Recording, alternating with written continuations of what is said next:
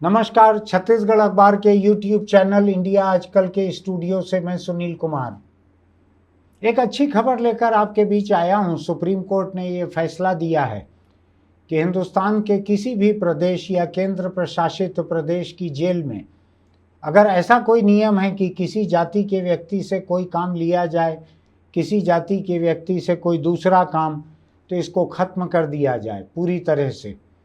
Supreme court ने यह भी कहा है कि जेल में कैदियों का नाम जब दर्ज होता है तो उसके साथ जाति के कॉलम को हटा दिया जाए। बहुत आसान नहीं रहेगा ये काम, क्योंकि लोगों के जाति के उपनाम उनके नाम का हिस्सा रहते हैं। मैं जैसे अपना नाम सुनील कुमार लिखता हूं तो मेरे नाम से जाति का पता नहीं लगता है। कई लोग थोड़ा असहज हो जाते हैं मुझसे बात करते, उनको लगता है कि इसकी जात पता नहीं क्या है, इसके सामने सरकारी दामाद जैसे शब्द कहना ठीक होगा कि नहीं होगा। लेकिन बहुत सारे लोग जाति सूचक नाम जो है, उपनाम, वो उनके नाम का हिस्सा रहता है। तो मैं अभी उतने दूर तक नहीं जा रहा हूँ। सुप्रीम कोर्ट ने जो कहा है वो साफ साफ ये कहा है कि हर राज्य का जेल मैनुअल, जेल की नियमावली जो है, उसमें से जाति के आधार पर तय की हुई तमाम चीज़ों को हटा दिया जाए, खत्म कर दिया जाए। जो कहा जाता था कि इस जाति के व्यक्ति ये काम करेंगे, इस जाति के व्यक्ति से ये काम न करवाया जाए, इसको सुप्रीम कोर्ट ने खत्म कर दिया और कहा है कि 3 महीने के भीतर हर राज्य अपने जेल मैनुअल को सुधार ले, उस पर अमल को सुधार ले और 3 महीने बाद एक्शन टेकन रिपोर्ट अदालत में पेश करें। क्या कार्रवाई हुई है इस बारे में पेश करें। बड़ा अच्छा फैसला है। मुख्य न्यायाधीश DY चंद्रचूड़ और उनके साथ 2 और जज थे, 3 जजों की बेंच ने ये फैसला लिया है। जेलों में जातिगत भेदभाव ये संविधान के खिलाफ है, ऐसा माना है। दिलचस्प बात यह है कि एक महिला पत्रकार की एक रिपोर्ट थी, उस रिपोर्ट के आधार पर सुप्रीम कोर्ट ने खुद होकर इस मामले को दर्ज किया था। इसको स्वतः संज्ञान लेना या सुओ मोटो केस रजिस्टर करना कहा जाता है। कानून की भाषा में सुओ मोटो कहा जाता है। अदालत ने खुद ही संज्ञान लिया। पत्रकार का नाम सुकन्या शांता है, शायद महाराष्ट्र की हैं, सब मुझको याद पड़ रहा है। उन्होंने 13 राज्यों की जेलों के मैनुअल का अध्ययन किया था और बताया था कि जातिगत भेदभाव किस तरह से हो रहा है। जस्टिस चंद्रचूड़ ने यह भी कहा है, यह फैसला सुनाते हुए, कि ये इस पत्रकार की बहुत अच्छी रिपोर्ट है, ये सामाजिक योगदान है उनका। इस अच्छी रिपोर्ट के आधार पर हमने खुद होकर इस मामले को सुनवाई के लिए लिया है। और उन्होंने वकीलों को भी कहा कि इस सुनवाई में वकीलों ने भी एक रचनात्मक योगदान दिया है। हालांकि मुझको याद पड़ रहा है कि यूपी सरकार का वकील जो है अपने जेल मैनुअल को बचाने की बहुत कोशिश कर रहा था। लेकिन मैं आपको बताता हूं यूपी के जेल मैनुअल में क्या कहा गया था। यूपी के जेल मैनुअल में कहा गया था, साधारण कारावास में जाने वाला व्यक्ति अपमानजनक और नीच काम नहीं करेगा जब तक कि उसकी जाति ऐसे काम न करती हो। अब आप इसका मतलब समझिए। मान लीजिए एक गैर दलित वहां पर पहुंचा, मान लीजिए OBC या किसी सवर्ण जाति का कैदी वहां पर पहुंचा जेल में।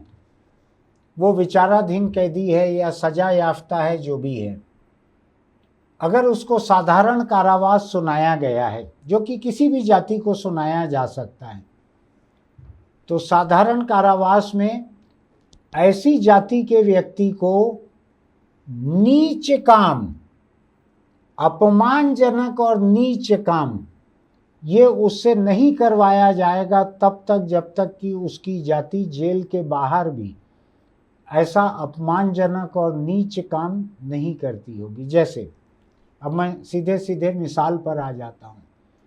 जैसे मान लीजिए कोई दलित ऐसे सफाई कर्मचारी तबके के लोग वहाँ पहुँचते हैं जेल में, उनको सजा होती है, कारावास उनको सश्रम कारावास होता है कि इनको मेहनत कराई जाए सजा के साथ साथ, कैद रहने के साथ साथ। तो यूपी का जेल मैनुअल कहता है कि अगर कोई सवर्ण हो, OBC हो, जो कि जेल के बाहर पखाना साफ करना, साफ साफ कहूँ तो टट्टी उठाना, पखाना साफ करना, इस तरह के काम अगर उनकी जाति बाहर नहीं करती है तो जेल के भीतर उनसे ऐसा नीच काम न करवाया जाए। ये भाषा है यूपी के जेल मैनुअल की, वहीं से शायद बात शुरू हुई है। तो इस फैसले से सुप्रीम कोर्ट ने एक बात साफ कर दी है कि जेल के बाहर आपकी जाति चाहे जो भी रही हो, ऐसा नहीं हो सकता कि अगर आप बाहर आप ब्राह्मण जाति के हैं, जिस जाति के लोगों को आमतौर पे बड़े लोग, पैसे वाले लोग अपने घरों में खाना बनाने के लिए रखते हैं, कि ब्राह्मण के हाथ का बना हुआ खाना खाना ठीक है। किसी दलित के हाथ का खाना खाने में कई लोगों को परहेज हो सकता है, क्योंकि जाति व्यवस्था हमारे यहाँ की बहुत मजबूत बनी हुई है। तो ये कहता है कि जाति के आधार पे काम का बंटवारा नहीं होना चाहिए जेल के भीतर, कि जो जुलाहा जाति से आया है, मान लीजिए कैदी भीतर, तो उसको कपड़े बुनने में लगा दिया जाए, निवाड़ बुनने में लगा दिया जाए, दरी बुनने में लगा दिया जाए। कुछ लोग जो बाहर जिनकी जाति के लोग नाई का काम करते हैं, हजामत करते हैं, बाल काटते हैं, मालिश करते हैं, तो जेल के भीतर उनको उसी तरह के काम में लगा दिया जाए। ऐसा नहीं होना चाहिए, ये सुप्रीम कोर्ट ने कहा है। जाति के आधार पे किसी को कोई काम पे न लगाया जाए जेल के भीतर, ये कहना है उनका। ये मोटे तौर पे ये दलितों के पक्ष में है, ये जिनको कि सफाई के काम में, पखाना साफ करना, नाली साफ करना, गटर साफ करना, इन सब कामों में झोंक दिया जाता है ऐसे लोग।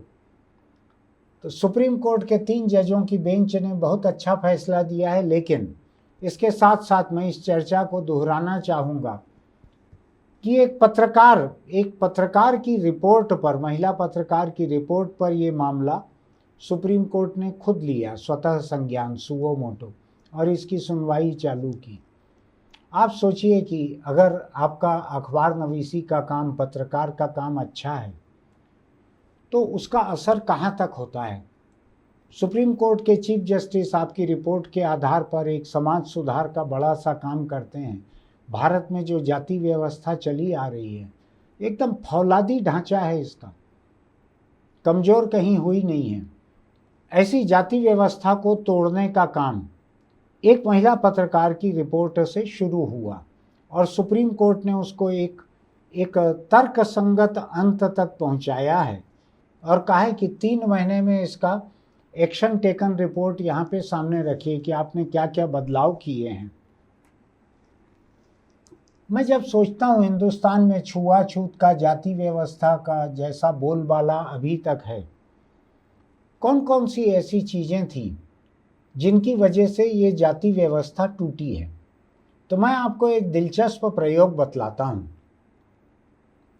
लंदन स्कूल ऑफ इकोनॉमिक्स, ये दुनिया की एक सबसे प्रतिष्ठित यूनिवर्सिटी है लंदन में, उसमें सोशल एंथ्रोपोलॉजी के प्रोफेसर और एचओडी विभागाध्यक्ष जो थे प्रोफेसर जोनाथन पेरी, अभी वो रिटायर हो गए हैं वहाँ से। बड़े नामी गिरामी सोशोलॉजिस्ट हैं, वो सोशल एंथ्रोपोलॉजिस्ट हैं। उन्होंने बरसों तक छत्तीसगढ़ के भिलाई में, जो कि स्टील टाउनशिप है, जहाँ सबसे बड़ा पब्लिक सेक्टर इस्पात कारखाना है भिलाई में, वहाँ बरसों तक हर साल आकर वो महीने 15 दिन 2 महीने रहकर वहाँ लोगों के बीच जाकर अध्ययन करते थे। उनका अध्ययन का एक मुद्दा यह था कि भिलाई स्टील प्लांट, जो कि सरकार का सार्वजनिक उपक्रम है, केंद्र सरकार का, वहाँ पर जो लोग काम करते हैं उनके बीच जाति व्यवस्था किस तरह कमज़ोर हुई है। बीएसपी में काम करने वाले जो कर्मचारी हैं वो एक साथ बैठकर अधिक लोग खाते हैं। जातिगत भेदभाव, छुआछूत ऐसा नहीं है, वहाँ कम है। दूसरी तरफ जो प्राइवेट कारखाने हैं, निजी कारखाने हैं भिलाई के ही, वहाँ पर ये चीज़ ज़्यादा मजबूत है। ऐसा उनके अध्ययन का बड़ा अध्ययन था। उसका एक छोटा हिस्सा ये भी था कि ये फ़र्क है दोनों में। तो भारत सरकार का जो पब्लिक सेक्टर जो था, उसका एक बड़ा योगदान देश में जाति व्यवस्था को तोड़ने में भी रहा। ये नेहरू के समय का है ये कारखाना, भिलाई स्टील प्लांट। अब मैं दूसरी बात आपको बतलाता हूँ। जाति व्यवस्था को तोड़ने में एक बड़ा योगदान मैं मानता हूँ भारत के सरकारी स्कूलों में मिड डे मील का, दोपहर का भोजन, मध्याह्न भोजन, ये 15 अगस्त 1995 से शुरू हुआ। पीवी नरसिम्हा राव प्रधानमंत्री थे भारत के, कांग्रेस के थे उस समय। 15 अगस्त को जो लाल किले से जो घोषणा होती है, शायद उस दिन घोषणा हुई थी या उस दिन से लागू हुआ था ये मध्याह्न भोजन स्कूलों का। इसमें बड़ी परेशानी हुई थी, बड़ी परेशानी। खासकर गांव में जो सरकारी स्कूल रहते थे उसमें ये होता था कि खाना कौन सी महिला पकाएगी, तो ऊंची जाति की महिला से खाना पकवाया जाता था, क्योंकि नीची समझी जाने वाली जाति जो है उसकी महिला अगर खाना पकाएगी तो सवर्ण तबके के बहुत से बच्चे नहीं खाएंगे उस खाने को। तो ये चल रहा था लगातार, ये विरोध चल रहा था। लेकिन धीरे धीरे, इसको एक चर्निंग कहते हैं, ये फेरबदल धीरे धीरे आ रहा था समाज में।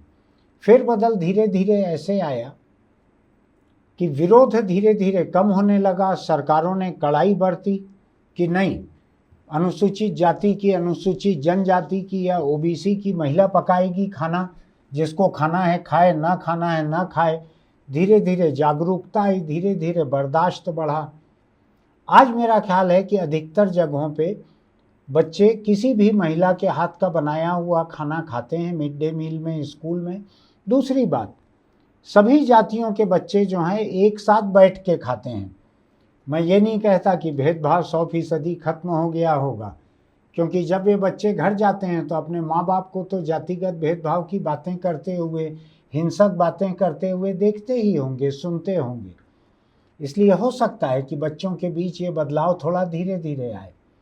आज वक्त कितना हुआ है, 30 बरस हो रहे हैं। 1995 से शुरू हुआ है, हम 2025 तक पहुंच रहे हैं। 30 बरस होने को है। इन 30 वर्षों में अगर बच्चे एक साथ बैठकर खाना सीख रहे हैं, स्कूलों में खा रहे हैं, छोटी बात नहीं है। कोई भी महिला पका रही है, खा रहे हैं। और मेरा ऐसा ख्याल है कि कई जगह स्कूलों में अघोषित रूप से जो शिक्षक शिक्षिकाएं हैं, स्कूल के दूसरे कर्मचारी हैं, वो भी उसी खाने को खा लेते होंगे। गर्म खाना मिलता है। इनमें शिक्षकों में हो सकता है कि ऊंची कही जाने वाली जातियों के ज़्यादा लोग होंगे। तो ऐसे लोग भी अगर किसी दूसरी जाति की महिला का पकाया हुआ खाना खा रहे हैं, तो जाति व्यवस्था को तोड़ने में जितना बड़ा योगदान भिलाई इस्पात संयंत्र जैसे पब्लिक सेक्टर कारखानों का था, ऐसा ही एक बड़ा योगदान बचपन से ही लोगों के साथ बैठकर खाना, दूसरे जाति धर्म के बच्चों के साथ बैठकर खाना, ये मिड डे मील स्कीम भी कर रही है। दोपहर के भोजन ने भारत के जाति व्यवस्था को कमज़ोर करने का एक बड़ा काम किया है, ऐसा मेरा मानना है। इन 30 वर्षों में हो सकता है कि छुआछूत के खिलाफ ये सफ़र पूरा तय न हुआ हो सकता है कि 10, 20, 30% ही सुधार हुआ हो, लेकिन इतना बड़ा सामाजिक सुधार भी छोटा नहीं होता है।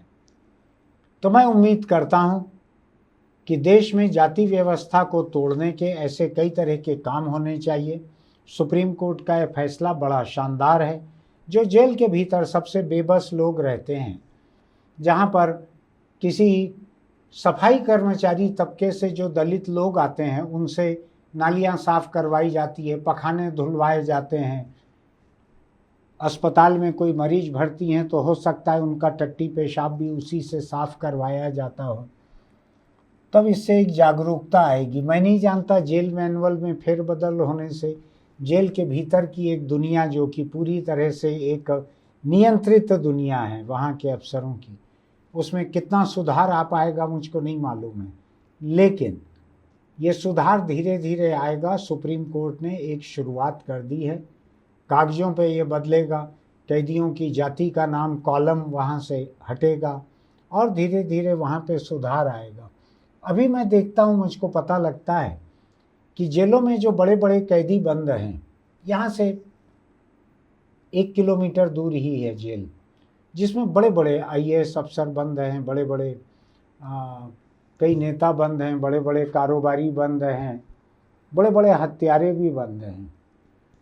तो मुझको पता लगा है, किसी ने मुझको कहा है कि वहाँ पर एक टेबल सजाकर इसमें जो सबसे बड़े ताकतवर लोग हैं उनको एक टेबल लगाकर खाना खिलाया जाता है। मैं नहीं जानता ये सच है या नहीं है, लेकिन जो लोग गए थे वहाँ पर किसी कैदी से मिलने के लिए, उनको बातचीत में जो पता लगा भीतर के कैदी का, तो उन्होंने बताया कि फलाने साहब, नाम भी कहा लेकिन मैं नाम लेना नहीं चाहता, मेरे पास कोई सबूत नहीं है, फलाने साहब को फलाने फलाने और फलाने हत्यारे जो सजा याफ्ता हैं उनके साथ एक टेबल पे बैठाकर खिलाया जाता है खाना। तो जाहिर तौर पे जेल के भीतर अभी तक जो ऊंची समझी जाने वाली जातियां हैं उनके लोग ज़्यादा किचन में लगते होंगे, रसोई में, उन्हीं के लोग परोसते होंगे खाना। अगर कोई सूचना के अधिकार में मांग सके तो ये जानकारी मांगना चाहिए कि जिन लोगों को खाना पकाने और परोसने के काम में लगाया गया है उनकी जातियां बताई जाए। जेल में अभी तक तो दर्ज है जातियां, ये जातियां बताई जाएं। मुझको लगता है जेल जो है ये कहेगा कि सूचना के अधिकार में जानकारी इसलिए नहीं दी जा सकती कि ये एक जगह संकलित नहीं है। सूचना के अधिकार में ये एक बड़ा रोड़ा है कि जो जानकारी संकलित नहीं है उसको कौन तैयार करेंगे, कहाँ से कर्मचारी आएंगे, इसलिए छूट मिल जाती है बहुत सारी लोगों को। तो लेकिन कोई मांग सकते हैं कि रसोई घर में जिनकी ड्यूटी लगाई गई है उनके नाम की लिस्ट पिछले 6 महीने की दी जाए। तो अगर लिस्ट मिल जाएगी तो आप नामों से जाति का अंदाज लगा सकते हैं। सुप्रीम कोर्ट का यह फैसला भारत की जाति व्यवस्था, मिड डे मील जैसी योजना जो है इसमें बच्चों के ऊपर क्या असर पड़ रहा है, जाति व्यवस्था टूटने का क्या कोई असर पड़ रहा है, इन सब पे आपको भी आपस में चर्चा करनी चाहिए। आप किसी भी जाति के हों, आपको मेरा ये एडिटोरियल अगर अच्छा लगा हो तो आप हमारे यूट्यूब चैनल इंडिया आजकल को पसंद कीजिएगा, हमारे इस चैनल को सब्सक्राइब कर कीजिएगा, आप नोटिफिकेशन की बटन दबाइएगा, लाइक कीजिएगा, टिप्पणी लिखिएगा कि ये बातें, ये मुद्दे, कोर्ट का ये फैसला, भारतीय समाज की हकीकत, इस पे क्या लग रहा है आपको। मेरे कैमरा पर्सन ने ये रिकॉर्डिंग शुरू होने के पहले एक सवाल उठाया था कि एक तरफ सुप्रीम कोर्ट जाति व्यवस्था को तोड़ने की बात कर रहा है, आदेश दे रहा है, दूसरी तरफ देश में जातीय जनगणना होने की बात चल रही है, तो वो क्या है फिर, क्यों भारत जातीय जनगणना होना चाहिए। तो ये दो मुद्दे जो हैं अलग अलग हैं, आप भी सोच के देखिएगा क्या ये मुद्दे एक जैसे हैं। मैं फिर किसी एक एपिसोड में इस बारे में भी बात करूंगा कि सुप्रीम कोर्ट का ये फैसला और देश में जातीय जनगणना, क्या इनका कोई लेना देना हो सकता है आपस में। तब तक के लिए अगर आप बीड़ी, सिगरेट, गुटखा, तम्बाकू खाते हैं या आपके आसपास कोई खाते हैं तो उनको रोकिए, टोकिए, उनसे हाथ मत मिलाइए, कहिए कि आपके हाथ की बदबू मेरे हाथ में आ जाती है, फिर 2-3 दिन तक तम्बाकू की बदबू जाती नहीं है।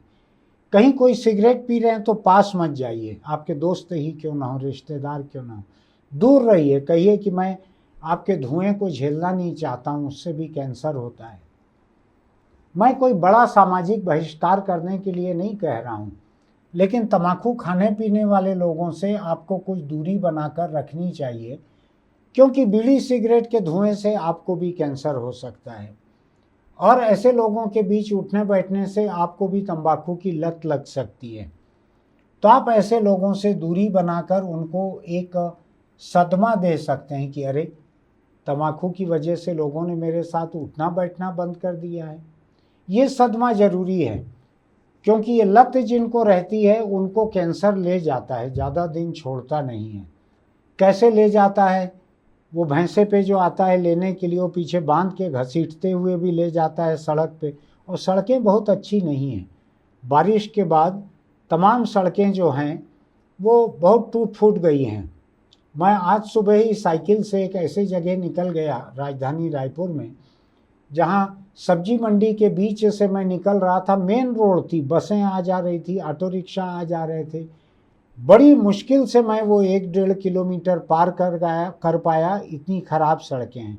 अब आप सोचिए कि अगर आपको भैंसे पे आया हुआ वो आदमी अगर रस्सी से बांध के उस सड़क से लेके अगर जाएगा जो राजधानी रायपुर के नए अंतर्राज्यीय बस स्टैंड के पास का इलाका है, क्या हालत होगी आपकी, सोचिए।